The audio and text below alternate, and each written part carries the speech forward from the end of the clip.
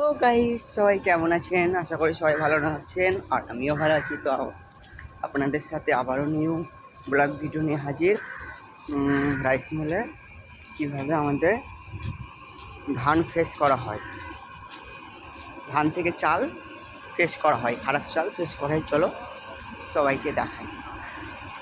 এই আমি রাইস মিলের ভিতরে ঢুকছি।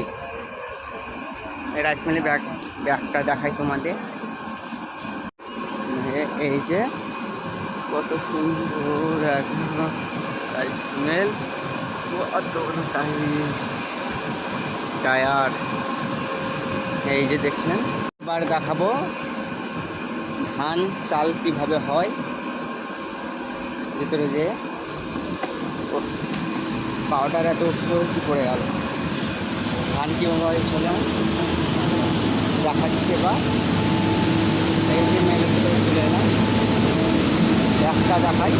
ব্যাগটি টাউন জোরে সব মেল একদম চাল হচ্ছে, সব চাল হচ্ছে এখানে। গাইস খুব জোরে সাউন্ড হচ্ছে, বাইরে যাই, বাইরেটা দেখাই। বাইরে আরও কাজ হচ্ছে অনেক, এদিকটাতে বেরিয়ে যায়। এখান দিয়ে যায়,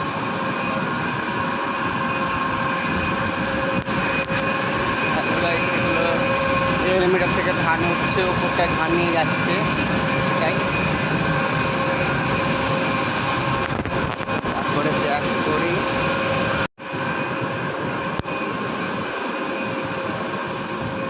গাইস এখানে সব সুইচ, এসব মোটরের সব চালানোর সুইচ, এগুলো সব করা আছে। এটা পারবোলিং।